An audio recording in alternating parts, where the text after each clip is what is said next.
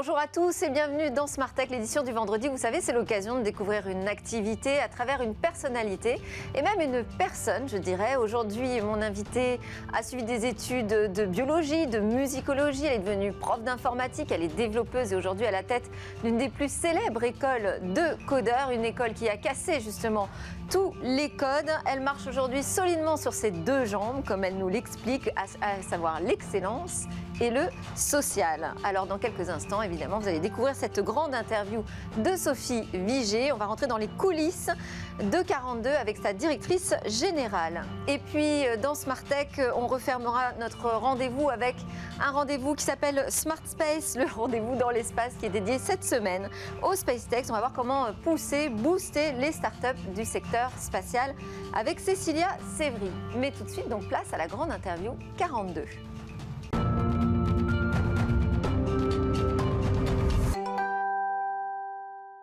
Alors je suis avec Sophie Vigée qui m'a dit, qui m'a confié, moi j'ai jamais su vraiment ce que je voulais faire dans la vie. D'ailleurs je ne sais toujours pas. En fait c'est une façon de nous expliquer que l'informatique est ouverte à énormément de profils très variés. Aujourd'hui Sophie Vigée est la directrice générale de 42, ça date de 2018. Et vous racontez même qu'à l'époque quand vous avez osé envoyer votre mail à Xavier Niel, eh bien vous aviez... Au dire de tous, le profil parfait, puisque vous étiez déjà à la tête de 3 écoles, des écoles du numérique, et vous n'étiez pas sûre d'être tout à fait parfaite pour ce nouveau job. Oui, c'est souvent une problématique dite féminine, c'est qu'on a besoin d'avoir 100 voire 120% des compétences pour se dire qu'on est légitime pour pouvoir candidater. Et j'avais juste, je pense que je cochais à peu près toutes les cases, certainement, même en tout cas visiblement, mais je parlais pas parfaitement anglais. C'était mon inquiétude. Voilà, et maintenant vous êtes complètement fluente. J'ai beaucoup progressé. On va quand même faire cette interview en français. Donc vous avez dirigé, je disais, 3 écoles, la Web Academy qui a été fondée par l'Epitech, une pionnière aussi dans la formation des informaticiens, Zubdeco, la Coding Academy, et vous vous retrouvez à la tête de 42 à un moment où l'un de ses cofondateurs finalement s'en va, et il y a beaucoup de choses à faire. Oui, il y a énormément de choses à faire. Enfin, déjà, c'est une école qui est à la base merveilleuse. Dans son ADN, elle porte déjà tout cet aspect social et tout cet aspect excellence. Oui, c'est un concept véritablement unique. C'est un ovni qui arrive dans l'enseignement du développement informatique. Hein. Complètement. Ça fait beaucoup de bruit d'ailleurs à sa sortie. Peut-être rappeler les faits principaux, c'est que c'est d'abord une école qui est ouverte à toutes et à tous. C'est-à-dire qu'il n'y a pas du tout de condition de diplôme. Vous pouvez venir sans avoir le baccalauréat. Il n'y a pas de condition d'âge. Vous pouvez avoir 57 ans et venir vous former à 42. Et il n'y a pas non plus de conditions financières. L'école est complètement et entièrement gratuite. Il n'y a pas de frais cachés. Donc, c'est-à-dire qu'on ouvre vraiment l'école à absolument tous les profils. Ça, c'est la première chose. La deuxième chose, c'est certainement la pédagogie innovante qu'on met en œuvre, qui est une pédagogie dite peer-to-peer ou pair à pair. Et alors ça, c'est, je crois, ce qui est de plus déstabilisant, parce qu'on a tous été habitués à l'école à avoir un professeur qui nous expliquait quoi faire, quoi apprendre, comment l'apprendre. Un maître même. Exactement. Et bien là, pas du tout. L'apprentissage se fait en collaboration. Donc, il n'y a pas de cours, il n'y a pas de classe, vous n'avez même pas de MOOC, il n'y a rien de cet ordre-là. Donc, c'est vous-même qui allez essayer de trouver comment résoudre les exercices qu'on va vous proposer. Et c'est une analogie avec le peer-to-peer, qui est la technologie de pair à pair. Donc, c'est vraiment un concept qui a voulu s'approprier les codes du numérique, d'Internet, ultra collaboratif, se l'approprier pour l'enseignement dans le monde réel. Est-ce que ça fonctionne ? Vous allez me dire que oui, mais est-ce que ça a dû quand même évoluer depuis le concept de départ face à la réalité ? Alors, il y a des choses qui ont évolué. En revanche, la pédagogie, le système pédagogique n'a pas évolué. On est toujours sur du pair à pair. Oui, ça fonctionne très bien. Mais vous n'avez pas besoin de vous fier uniquement à mon avis. C'est tout simplement qu'on a 100% d'embauche. Donc, en tout cas, l'objectif qui est de mettre les personnes en emploi fonctionne parfaitement. Après, il y a des choses qui ont évolué, bien évidemment. Sur les aspects vraiment techniques pédagogiques, on a fait évoluer ce qu'on appelle le tronc commun. C'était dans le cadre du développement à l'international. On a fait en sorte que toutes les personnes qui rentraient à 42 allaient voir absolument, on va dire, le panel le plus large possible des technologies de l'informatique, c'est-à-dire de l'algorithmie, de la programmation IoT-objet, du développement continu, ce que c'est que le réseau et comment ça fonctionne avant de faire un gros projet web. Donc c'était avoir vraiment des bases hyper solides du développement. Oui, et s'ouvrir absolument à tout. C'est très important parce que tous les domaines informatiques vont se retrouver à un moment donné ou à un autre lié avant de pouvoir ensuite procéder à l'ensemble des spécialisations qu'on propose qui couvre à peu près tous les domaines de l'informatique. Et alors, j'ai ouï dire que pendant la période de confinement, c'était pas si simple pour une école de développeurs de s'adapter à la distance, en fait. Hein. Alors, en fait, bien sûr, l'outil informatique permet de s'adapter à la distance, puis on l'a bien vu, heureusement qu'il y avait ces outils-là pendant la période de Covid, mais en fait, la pédagogie, elle est basée sur le faire ensemble, sur travailler ensemble. C'est très important parce que justement, cet élan permet justement de permettre à des profils qui ont peut-être des difficultés, un manque de confiance en soi, de pouvoir s'avancer, se projeter, excusez-moi, et d'être emmené par ce système, par ce collectif. Donc on avait tout fait techniquement pour qu'on ne puisse pas se corriger de l'extérieur, puisque les élèves se corrigent entre eux. Ouais, c'est un moment très important d'ailleurs de la partie apprentissage. Et donc on avait tout fait pour obliger les gens à venir sur place. En fait, être dans une bulle, c'est ça? Tout à fait. Mais c'est pas vraiment la bulle, c'était surtout obliger les personnes à être ensemble, à travailler ensemble, à réfléchir ensemble. Et vous savez, comme ils sont... il n'y a pas des cours, c'est pas seulement le fait d'être devant l'ordinateur tout le temps en train de réfléchir, c'est aussi tous les moments que vous allez passer, ce qu'on appelle le socio-constructivisme, à côté, le moment à la machine à café, le moment où vous allez vous reposer, déjeuner, échanger, tous ces moments-là ont aussi du sens, créent des liens, et c'est des moments aussi où votre cerveau va se mettre à réfléchir en fond à une problématique et dire « Ah, en fait, ça y est, j'ai une nouvelle idée, je vais retourner sur mon ordinateur et je vais essayer quelque chose d'autre. » Alors, vous m'avez dit que c'était une école qui marchait bien sur ses deux jambes, à savoir le social et l'excellence. Mais quelle est la réalité aujourd'hui des chiffres sur cette mixité, cette diversité qui est appelée des vœux de Xavier Niel au départ quand il a fondé l'école? Tout à fait. Alors, la mixité, elle fonctionne de mieux en mieux. On a fait de nombreux efforts. C'est vrai qu'au départ, on était plutôt sur la moyenne qui existe dans ce type d'école. On était sur 7% de femmes en 2013. En 2018, à mon arrivée, il y avait à peu près 14% de femmes. On a vraiment, avec les équipes, mis en place énormément d'actions. On a mis des moyens, on a mis de la volonté, on a mis du courage. Et on arrive aujourd'hui, en étant passé par 21% il y a 2 ans, 26% l'année dernière. On va avoir à peu près cette année, je pense, 35-36% de femmes, ce qui est énorme par rapport aux chiffres que vous pouvez avoir dans le domaine professionnel du numérique. À savoir, il y a à peu près 30% de femmes dans le numérique, mais beaucoup sur des domaines support, le marketing, la communication, le graphisme. Si vous allez vraiment sur des domaines techniques, on va tomber sur du 10-15%. Donc là, on a fait une véritable performance. On est très fiers, on est très contents. Et ça profite et bénéficie à tout le monde, y compris bien évidemment à 42. Vous dites que c'est plus une minorité finalement aujourd'hui, les femmes. Et sur la partie sociale, comment vous pouvez mesurer l'impact qu'a 42 aujourd'hui? Alors, vous le notez très bien, c'est très difficile parce qu'on ne peut pas compter exactement les personnes, par exemple, de différentes origines. Mais on sait qu'il y a un lien malheureusement très fort, en fait, entre la capacité d'aller vers des études supérieures et le milieu social. D'où vous venez, ça a été pointé par le rapport PISA, particulièrement en France, où on n'est pas très très bon dans ce domaine. Et on sait qu'on a 35% de personnes qui n'ont pas du tout de diplôme. Donc on peut voir qu'il y a une corrélation très forte. Et on sait de toute façon, par nature, comme on permet évidemment l'accès à des personnes qui n'ont pas les moyens de se payer une grande école, qui n'ont pas nécessairement le baccalauréat, on sait qu'on a un public très varié. Bon, après, il suffit d'aller se promener dans 42 pour voir que vous avez une diversité. C'est notre force aussi, qui est extraordinaire. Vous avez vraiment, on a 69 nationalités, on a toutes les origines sociales, vous avez tous les âges, toutes les couleurs, toutes les religions. Et c'est ça qui fait une force extraordinaire. Parce que plus vous avez de diversité, plus vous allez être capable, bien évidemment, de pouvoir répondre de manière plus complexe à des problématiques qui vous sont proposées. Oui, c'est ce qu'on explique souvent avec l'intelligence collective, qu'elle Exactement. est beaucoup plus forte quand on a de la diversité dans un groupe. Au-delà d'une école, c'est un campus et c'est un projet aussi de quartier dans lequel vous avez grandi, je crois, les Épinettes. Oui, tout à fait. J'étais dans un HLM pas très très loin, rue Bessières. Parce qu'il y a le concept NOC 42, donc Not Only a Campus, Tout à fait. 42, donc qui vise en fait à créer des logements pour ces étudiants. Oui, exactement. Alors, c'est plutôt des dortoirs. L'idée étant surtout que pendant la période de sélection, alors on n'en a pas parlé, je sais que la piscine, ça fait beaucoup de bruit. Ils dorment souvent sur place, non, paraît-il? Alors, ils ne dorment pas sur place. Ils dormaient alors?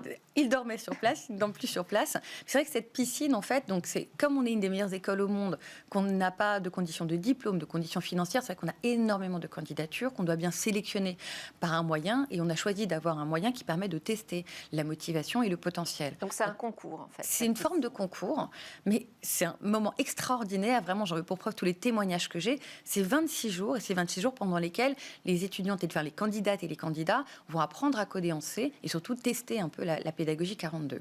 Donc c'est une période merveilleuse, on se fait les meilleurs amis du monde, on en apprend beaucoup sur soi aussi, on renoue avec sa responsabilité dans l'apprentissage, et puis c'est marrant, au bout d'un mois, ils veulent pas partir. Mais donc, même si la formation est gratuite, vivre sur Paris, ça a un coût, et c'est un coût qui est assez élevé. Donc c'est la raison pour laquelle aussi on a voulu avoir des possibilités de logement pour les candidates et aussi parfois pour les étudiantes étrangers, etc. Donc c'est non seulement des logements pour nos étudiantes, mais c'est aussi en effet un lien qui est très beau et très chouette avec le quartier, puisqu'il y a une épicerie solidaire qui permet d'avoir accès à des produits de qualité, circuits courts, bio, etc. pour des personnes qui justement ont des faibles revenus. Il y a aussi un café associatif où vous allez pouvoir croiser des étudiants de 42, des personnes du quartier. On va mélanger tout ça. Et puis, on a une salle de spectacle dans laquelle on veut faire du spectacle émergent, de qualité, totalement gratuit. Donc, un accès à la culture gratuit pour les habitants du quartier et pour nos étudiantes et étudiants. Et on pourra payer en crypto-monnaie dans l'épicerie. Alors, évidemment, c'est 42. C'est ça. C'est surtout qu'en fait, on a mis en place un système. En fait, c'est un hackathon qui a été gagné par les étudiants, qui permet en fait aux étudiantes et aux habitants du quartier de s'inscrire sur des créneaux pour donner de leur temps. Et en échange, ils gagneront des NOC, des Not Only Coins, qu'ils pourront dépenser en effet à l'épicerie solidaire. Et c'est Adrien Raoult, le même architecte de 42 Paris, on va préciser puisqu'il y a plusieurs 42. Et pour NOC 42, vous avez choisi le même architecte. Mais oui, on s'entend très bien. Ouais. On travaille très très bien. Il est fantastique et on va même faire avec lui un projet pour agrandir 42 pour accueillir le double d'étudiantes et d'étudiants.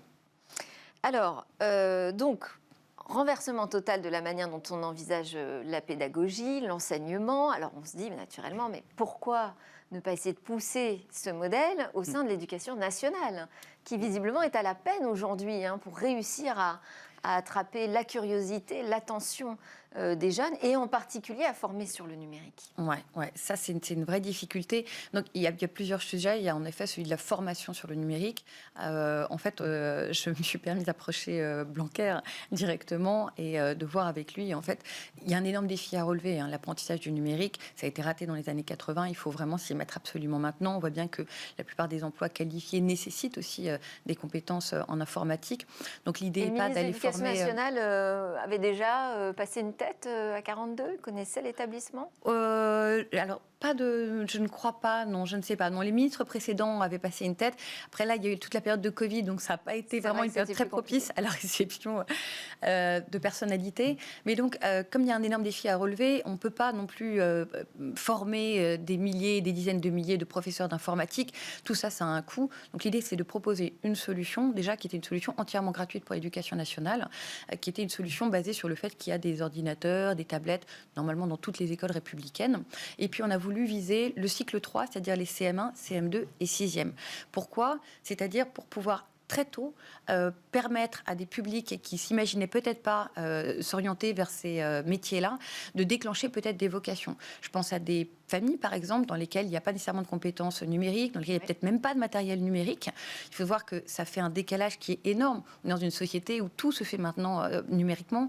Donc, il faut vraiment que les citoyens soient en capacité d'exercer leur citoyenneté correctement. Je pense aussi aux femmes. C'est pas juste de dire il faut qu'on apprenne tous à coder. On n'a pas forcément besoin tous de programmer, finalement, en informatique. Mais en revanche, comprendre comment fonctionne cette société numérique. Exactement. Ça, c'est essentiel. Ouais. Et il n'y a pas que la programmation. C'est l'objectif du programme donc vous lancez là, en septembre, qui s'appelle Iota. Iota. Tout à fait, c'est cet objectif-là. L'objectif n'est pas uniquement d'apprendre l'algorithmie et le code, c'est vraiment de comprendre comment fonctionne le numérique, comment je gère mon image sur le numérique, comment je cherche des informations, comment je vérifie si celles-ci, elles sont justes, si elles ont été manipulées, pour justement éviter un peu un monde de fake news. Donc c'est toutes ces compétences-là. Et donc ça va se faire avec les maîtres, parce que ça se passe en primaire, du CM1 jusqu'à la 6e. Ouais. Ça va se faire avec les maîtres et les maîtresses à l'école. Comment ça va s'organiser pour que ça ressemble un peu quand même à du 42 ? Alors, tout à fait. Le rôle des maîtres et des maîtresses est quand même important parce qu'ils vont d'abord paramétrer. Donc, c'est un intranet qu'on propose. Ils ont tout à paramétrer. Puis, ils ont à suivre évidemment leurs écolières et leurs écoliers, les accompagner, animer, etc. En revanche, c'est vrai que la formation se fera de telle sorte que ce sont ces enfants qui vont entre eux travailler, qui vont apprendre les uns avec les autres, qui vont se corriger les uns les autres. Et non seulement... Ça prendra la forme de quoi? C'est comme un cahier de vacances numérique? Alors, il y a des parties qui sont en effet non connectées, il y a toute une partie qui est un intranet en fait, qui est un intranet sur lequel ils vont découvrir des planètes, s'aventurer. Il y a même des exercices où ils doivent absolument aider les autres, parce que si tout le monde n'est pas arrivé au même endroit, ça ne débloque pas certaines parties. Donc il y a un côté un petit peu gamifié. Mais surtout, on va tester... On a 30 classes témoins, 30 classes tests. On va non seulement tester les compétences cognitives, bon, il apparaît assez évident que normalement elles vont se développer facilement, mais aussi les compétences non cognitives. On travaille avec l'équipe de Camille Terrier, qui vient du MIT, qui est à Lausanne, et on va tester, est-ce que sur ces enfants, le fait d'avoir appris par cette forme de pédagogie-là, ça va développer chez eux peut-être plus de pugnacité, plus de capacité d'entraide, de solidarité, d'être peut-être moins sensible aux stéréotypes. Voilà, on va tester tous ces éléments. On verra bien, on a bon espoir en tout cas. Quand est-ce qu'on aura les résultats? Dans 1 an, en tout cas sur la première tranche, mais c'est une expérimentation qui va durer sur 3 ans. Le code, pour revenir quand même au sujet principal de 42, il ouvre la porte vers quoi? Parce que vous expliquiez qu'on peut avoir des profils très variés, très différents. Le bac, pas le bac, on s'en fiche. Pourquoi pas d'autres études? On peut même avoir, vous disiez, 57 ans et se mettre à coder. Mais derrière, ça ouvre la porte à quoi? À quel métier? C'est très large. En fait, vous avez le panel de tous les métiers qui sont liés au développement et à l'informatique, puis vous en avez aussi qui sont un petit peu affiliés et peut-être un peu plus lointains. Donc, vous avez tout ce qui est tout simplement traditionnellement développeur, donc développeur front-end, back-end, full stack. Vous avez du développement, vous pouvez faire du développement pour faire des sites internet. Vous avez des idées d'applications, vous allez pouvoir développer vos applications, ça vous rend extrêmement autonome. Vous pouvez faire du développement, ça s'appelle de l'embarqué, dans des Boeing, sur des voitures. Vous pouvez travailler dans la cybersécurité. Vous pouvez travailler dans l'intelligence artificielle. Vraiment, ça attire beaucoup les femmes, particulièrement l'intelligence artificielle, ce qu'on appelle le deep learning, le machine learning. Voilà, vous avez tous les métiers qui sont liés au code, mais surtout, vous avez tous les secteurs d'activité qui sont possibles. Vous pouvez travailler dans la mode, vous pouvez travailler dans la banque, vous pouvez travailler dans l'éducation, vous pouvez travailler dans l'agriculture. Tous les métiers sont bien sûr infiltrés par ces domaines-là. Je vous pose cette question parce que c'est quand même souvent une des problématiques, notamment pour les jeunes filles, c'est de se dire, mais au final, le métier que je vais... avoir avec cette capacité à coder, est-ce qu'il va être si intéressant? Est-ce que je vais pouvoir aller dans le milieu un peu plus, je sais pas, j'allais dire sexy, mais bien sûr, que le développement d'applications? D'abord, vous allez dans tous les milieux, et puis surtout, ça ne ressemble pas à ce qu'on croit. C'est terrible parce qu'en fait, il y a une sorte de croyance dans à quoi ça veut ressembler, qu'est-ce que c'est. Moi, quand j'arrive à faire venir des femmes, particulièrement par Pôle emploi, que je remercie, elles viennent, elles sont par 300, on leur fait découvrir ce que c'est et comment elles vont faire, comment elles vont apprendre. Après, c'est vrai qu'à 42, on est vers 24 heures sur 24, 7 jours sur 7, elles peuvent aussi organiser leur apprentissage, qui est quelque chose qu'elles apprécient énormément, mais souvent, elles s'aperçoivent que c'est incroyablement ludique, c'est hyper intéressant, on travaille avec plein de personnes, on réfléchit sur un projet, c'est pas seulement écrire des lignes de code, il y a vraiment de l'innovation, de la créativité, et ça développe la créativité. Et souvent, on s'imagine que c'est des maths, c'est pas nécessairement des maths. Alors, si vous faites de l'intelligence artificielle, vous allez devoir appliquer certainement des mathématiques, mais c'est pas nécessairement ça. Il faut pas oublier que c'est un langage informatique. Donc, avec de la langue, vous allez pouvoir créer des choses. C'est comme si vous décriviez des choses. Donc, c'est très satisfaisant, en fait, comme métier. Et on travaille avec beaucoup de personnes. On peut travailler partout. C'est très flexible. C'est incroyablement bien payé. Nos étudiants, leur premier salaire, c'est quand même 40 000 € brut. Comme début de carrière, c'est quand même très bien. Il y a des opportunités merveilleuses et on peut travailler dans de très nombreux pays. Et vous disiez 100% d'embauche à la sortie de l'école 42. Mais c'est vrai qu'on a besoin beaucoup de voir des rôles modèles, de vous voir aujourd'hui. C'est gentil, merci. Ça en fait partie. Merci beaucoup pour avoir accepté cette interview. Je voulais qu'on termine sur le développement. Demain, 42, c'est quoi? C'est le développement à l'international surtout qui va se jouer? Alors, pas seulement, mais oui, c'est vrai qu'on a beaucoup lancé le développement à l'international. Il faut voir que c'est vraiment... la devanture, c'est pas le bon terme, mais c'est vraiment un projet, un objet français qui se répond à l'international et qui porte aussi, je trouve, des valeurs françaises. Parce qu'il y a non seulement l'excellence, c'est vraiment une formation d'excellence, on pousse très très très très loin de nombreux domaines, c'est une formation très sociale, un modèle social qui est très fort, qui est basé sur la solidarité, basé sur l'entraide. Il y a une éthique très forte dans 42 qui vraiment dit que chaque personne est différente et c'est ça qui fait sa richesse et qu'elle doit être considérée comme notre égale. C'est un modèle qui marche partout parce qu'on a l'exemple de la Silicon Valley qui a accueilli plutôt froidement l'arrivée de cette... C'est un modèle qui fonctionne partout. On est dans 35 campus, dans 22 pays. On va du Brésil on est en Australie, on est au Japon, on est en Corée. Ça fonctionne absolument partout et ça fonctionne aux États-Unis. C'est juste la manière dont ça a été introduit aux États-Unis qui a fait que ça n'a pas fonctionné. J'étais pas là à l'époque, mais je pense qu'il est très important que ce soit quelqu'un qui vient de la localité, qui connaît son écosystème, qui crée ce campus. Mais là, on est partout. On est en Afrique, on est en Europe. Alors, vous pouvez l'adapter. Je pense, pour faire très très court, aux États-Unis, l'argent est une valeur. Quand vous arrivez avec une formation en disant c'est complètement gratuit, c'est-à-dire que ça n'a pas de valeur. Si ça avait été marketé, par exemple, en disant la formation coûte $70 000 chaque année, mais si vous réussissez la piscine, la fondation Xavier Niel prendra en charge votre formation, ça donne en fait un repère, tout simplement. Ça ne changera rien à la méthode d'apprentissage, ça ne changera rien au reste, mais la manière de le présenter peut avoir bien sûr un impact. Alors, il nous reste juste le temps nécessaire pour terminer ce grand entretien avec l'interview express. Là, je vous pose une question très courte, c'est un peu plus personnel, si vous pouvez répondre de manière un peu plus personnelle. Je vous lance sur un mot. Le premier, c'est vos rêves, Sophie Viger.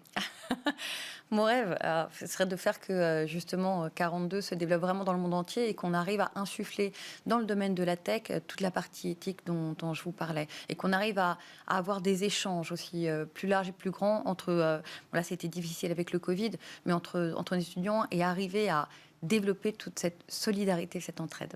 Et vos peurs ?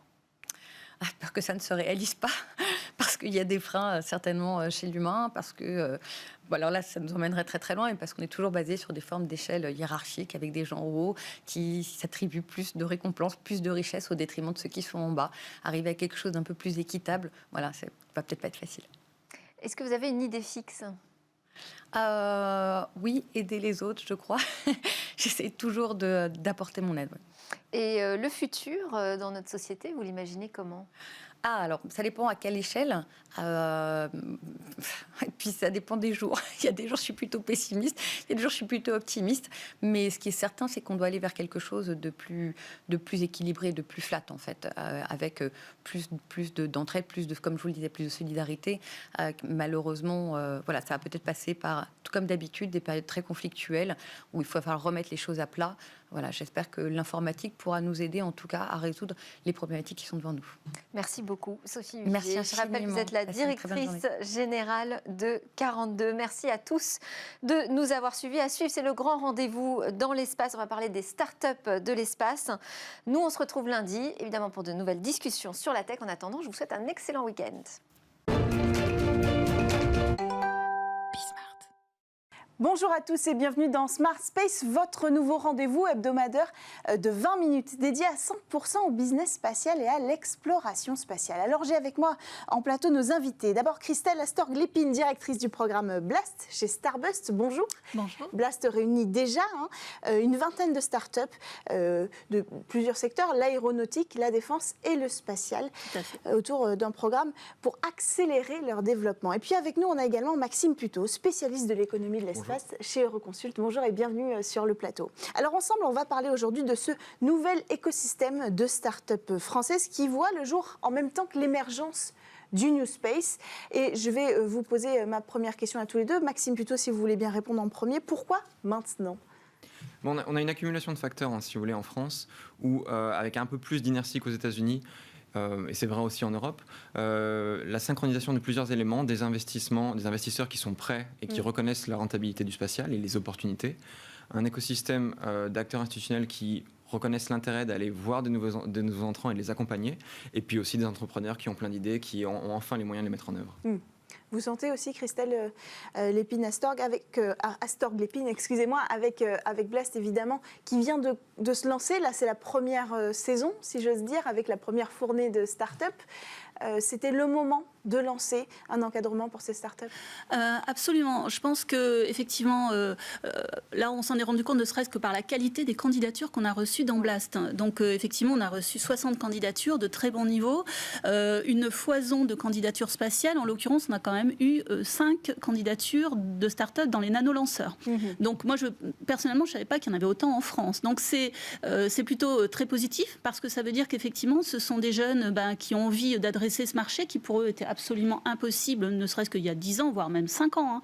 Et du coup, aujourd'hui, ce qui est fantastique, c'est qu'avec le lancement de Blast, donc on a fait un petit peu en grande pompe en juin, là, pour présenter nos candidats, immédiatement, on a des investisseurs qui les ont appelés, qui les ont contactés. Donc on voit bien que la machine est vraiment en route.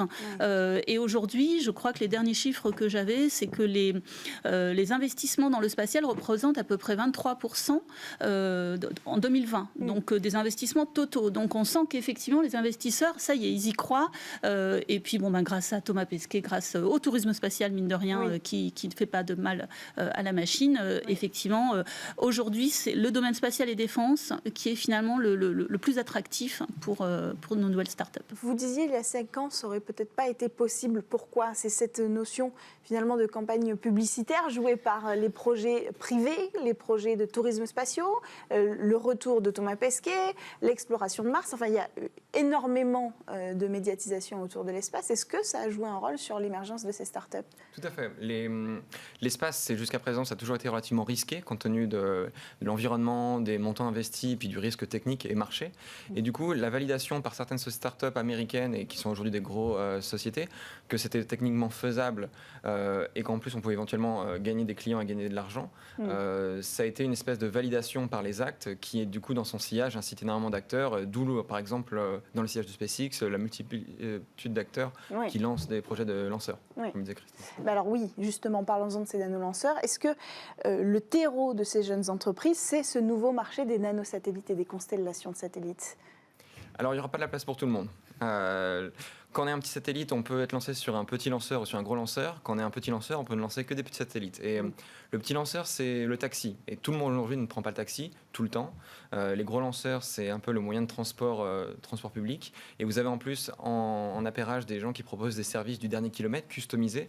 Ce qui fait qu'il y a beaucoup de projets, beaucoup d'innovations. À la fin, il n'y aura pas de la place pour tout le monde. Mais c'est intéressant parce qu'on aura énormément d'innovations qui, en plus, la plupart du temps, est stimulée grâce à des capitaux privés. Mais il y a un intérêt financier pour ces jeunes entreprises d'aller sur ce marché-là en particulier. C'est plus facile. Et on le voit bien, tous les gros lanceurs aujourd'hui étaient des petits lanceurs hier. Donc ils apprennent et la plupart du temps le constat c'est qu'on ne gagne pas d'argent mais on a appris et après on peut agrandir le lanceur et c'est vrai ça a été vrai pour la famille Ariane, pour le Falcon 9 et ça sera probablement vrai pour les lanceurs allemands qui sont en cours de développement. Oui. Christelle Astor-Glépine, il n'y a pas que le secteur des nanosatellites qui attire les startups françaises. Qu'est-ce qu'on trouve aussi ? Non, absolument. Donc, clairement, ça reste nanosatellite et nanoconstellation. Ça reste effectivement très attractif. Bon, aujourd'hui, ce qu'on voit surtout, c'est la multiplicité des usages, donc dû à la donnée spatiale. Effectivement, on est en train de se rendre compte de la valeur, effectivement, de ces données pour peu qu'elles soient parfaitement bien utilisées. Et donc, que ce soit dans le maritime, l'agriculture, la sécurité, vous aviez Unseenlab la semaine dernière, pour tout ce qui est catastrophe naturelle, on peut agir très vite, screener et puis immédiatement du coup aider grâce au spatial. Et même dans l'aménagement du territoire, voilà, ça va très très loin. Je pense qu'on est vraiment au début de l'histoire dans cette affaire-là.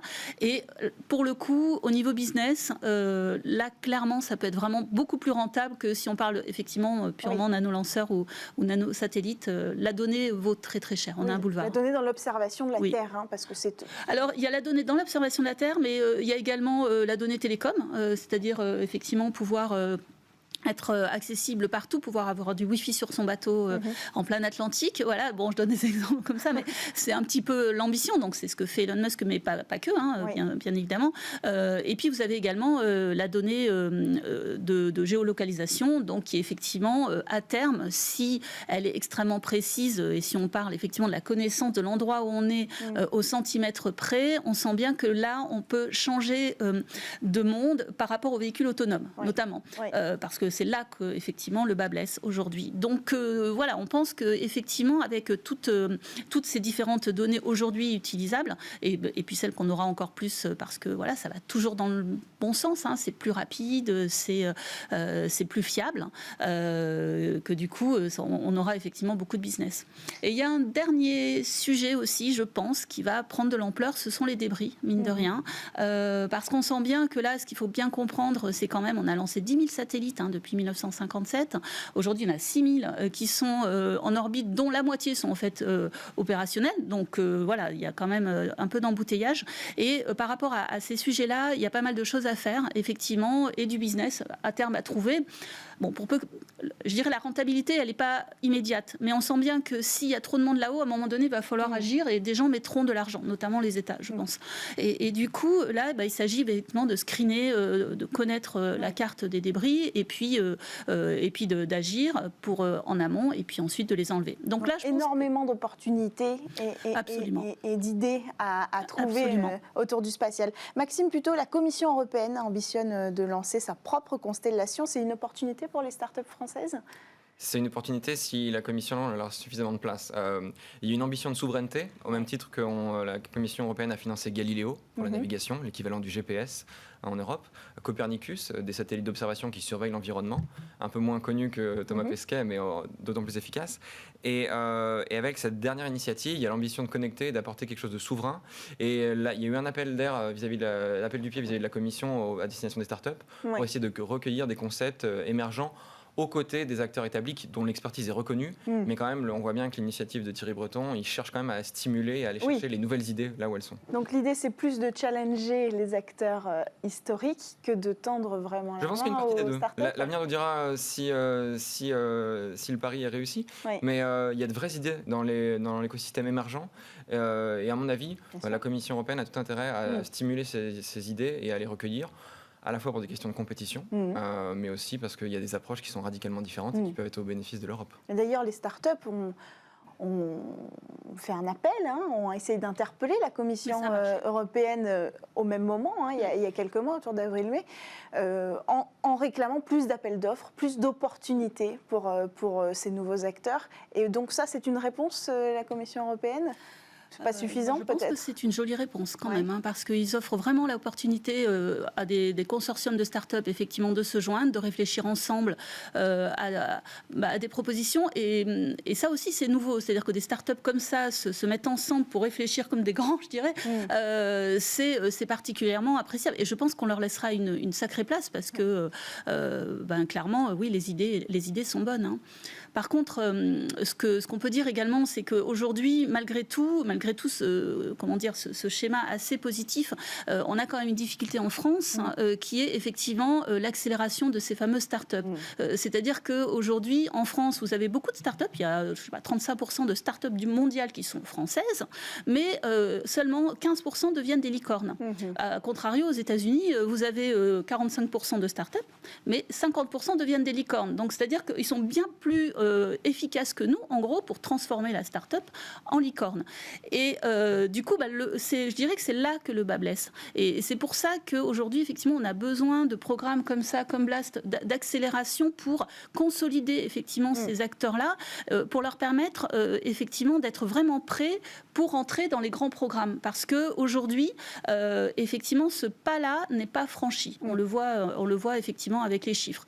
Et l'autre chose, c'est qu'il faut, de mon point de vue, c'est aussi ce qu'on essaye de faire avec Blast, aller chercher les projets de recherche. C'est-à-dire vraiment aller au fond des labos. Dans Blast, par exemple, vous avez une dizaine de start-up, mais vous avez également des projets de recherche qui ne sont pas encore des start-up, mais qui pourraient le devenir. Et donc là, on essaye un petit peu de leur apprendre à devenir entrepreneurs pour pas que ça leur fasse, je dirais, un petit peu peur, parce que c'est le cas aujourd'hui de nos chercheurs. Oui, mais des start-up aussi, comment on fait pour les accompagner vers la croissance ? Il faut leur donner les clés, les codes aussi peut-être de ce secteur du spatial qui est assez méconnu quand on est un nouvel acteur qui entre dans la cour des grands, si j'ose dire.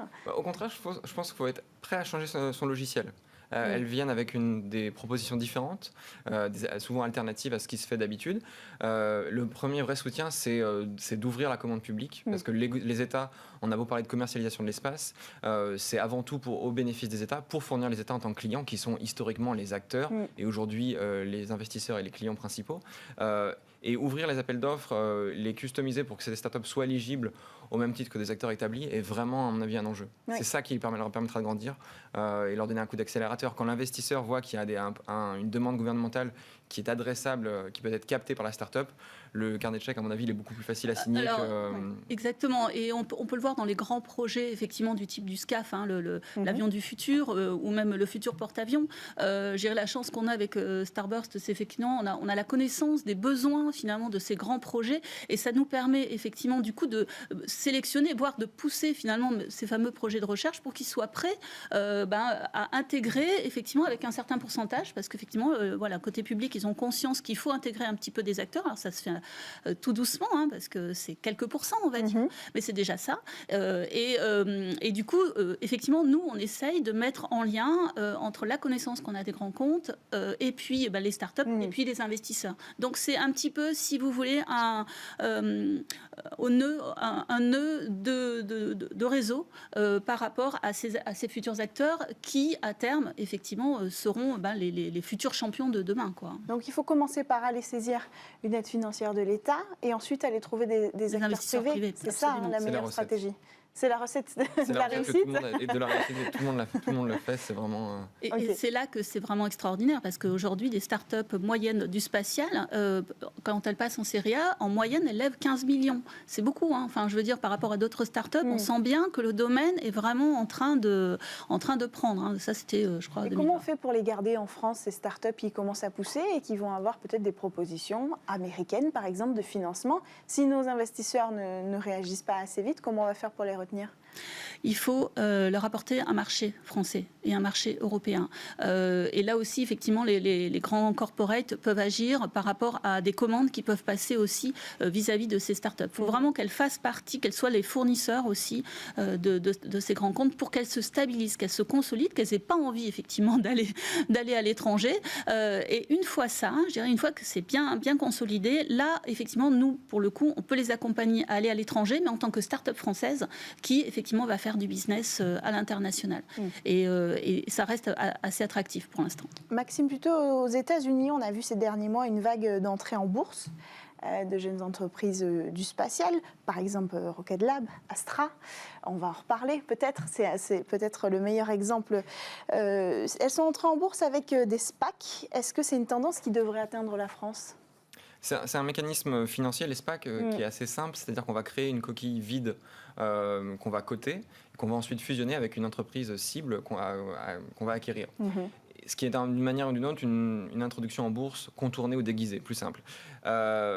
Et elles arrivent en ce moment aux États-Unis dans un timing très très particulier qui est celui de le money time. Les investisseurs historiques dans les startups commencent à vouloir leur retour sur investissement et commencent un peu à perdre patience, avec des fois des valorisations et des introductions en bourse qui sont peut-être un peu précipitées.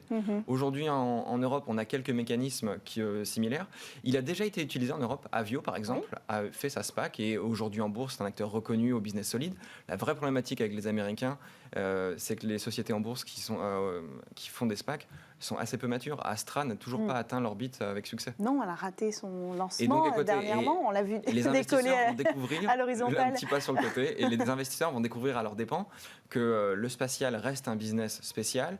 Et les sociétés vont découvrir que les actionnaires, des fois, et les boursicoteurs ne sont pas forcément à l'écoute ou n'ont pas forcément autant de patience que les investisseurs traditionnels, avec des décrochages de cours de bourse directement liés à un échec au lancement. Oui, parce que la problématique aussi du secteur spatial, c'est qu'un programme spatial, il n'est pas rentable rapidement, à court terme. Donc comment on fait pour quand même convaincre des investisseurs de miser sur le temps? C'est ça, cette question de temporalité qui est importante. Je pense que c'est effectivement la vision de pouvoir intégrer à terme ces fameux grands programmes, parce que ça reste des programmes longs, complexes. Après, on parlait comme ça, effectivement, de beaucoup d'acteurs, notamment dans les nanosatellites, nanolanceurs. Mais je pense qu'il y aura aussi une solution, c'est qu'ils vont se regrouper, tous ces gens-là. À un moment donné, comme Google, enfin voilà, ça va être racheté, et du coup, on aura finalement pas mal de très bonnes idées qui vont pouvoir effectivement devenir le lanceur de demain. Moi, je pense personnellement qu'il y a la place pour encore un lanceur à côté d'Ariane 6 pour effectivement peut-être répondre parfaitement à ce besoin de nanosatellites. Et c'est pour ça d'ailleurs que, en l'occurrence, une des startups qui a été lauréate de Blast, qui s'appelle Venture Orbital System, qu'on a reçu. oui, absolument, que vous connaissez bien, a pu très facilement convaincre parce que son discours, c'est vraiment le nano-lanceur pour le nano-satellite. Oui. C'est-à-dire que vraiment, il va s'accrocher à ce marché-là. Et effectivement, ça marche. Ce que vous voulez dire, c'est qu'ils ne se positionnent pas en concurrent de ces acteurs historiques, mais plutôt en complément. Pourtant, Exactement. Vega C lance des nanosatellites. Elle a lancé. Oui, mais peut-être moins, comment dire, avec moins de disponibilité. Oui. Voilà. Oui, la donc question, c'est la disponibilité des lancements. ça reste bien sûr la meilleure solution européenne qu'on peut apporter, c'est très bien.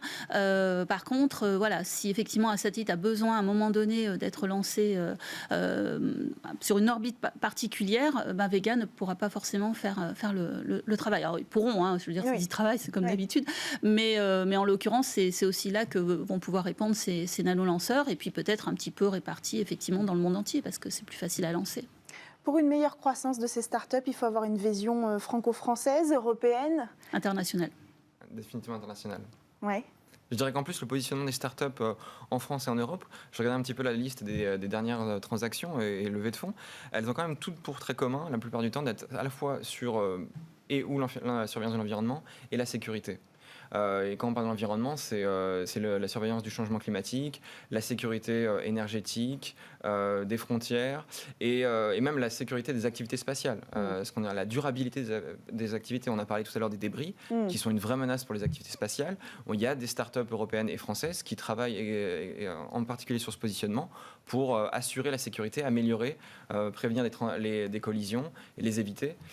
Et ces deux volets sont vraiment, à mon avis, extrêmement porteurs pour l'Europe, parce que l'Europe s'est positionnée là-dessus en premier, mais toutes les autres régions du monde vont avoir ces problématiques et l'Europe sera prête à ce moment-là. Et oui, juste pour compléter par rapport effectivement à notre business, il y en a un que je n'ai pas cité, c'est tout ce qui est station sol. Oui. Là, je pense que également en France et en Europe, on a pas mal de choses à faire. En l'occurrence, là aussi, on a choisi Miratlas, qui aujourd'hui est plutôt sur un segment français et européen, mais qui, à mon avis, très vite peut partir à l'international pour mettre des stations parfaitement, on va dire, au bon endroit en fonction de calculs atmosphériques qu'il fait en amont. Alors, pour conclure, ce sera le mot de la fin. Est-ce qu'on peut considérer qu'on est à un moment charnière de l'économie spatiale ? Tout à fait. L'année 2020 a été excellente en termes de levée de fonds. On a à peu près 6 milliards de fonds de dollars de levée partout dans le monde. Et 2021 n'étant même pas fini, qu'on a déjà dépassé ce montant-là, on est à 7 milliards. Ce qui fait que c'est une très très très bonne année et à mon avis ça augure de bonnes perspectives. Il va falloir avoir les mêmes résultats en France. Exactement. Oui, mais il y a un état d'esprit qui est là, positif, avec tous les acteurs autour de la table et donc nous on y croit beaucoup. C'est le plus important. Oui. Merci à tous les deux d'être venus sur le plateau de Smart Space. Merci à vous Christine Astor-Glépine, directrice du programme Blast chez Starbust, et à vous Maxime Puteaux, spécialiste de l'économie de l'espace chez Euroconsult. C'est la fin de cette émission. Merci à tous de nous avoir suivis. Vous retrouvez votre émission Smart Tech dès lundi sur Bismart avec Delphine Samatier et Smart Space vendredi prochain.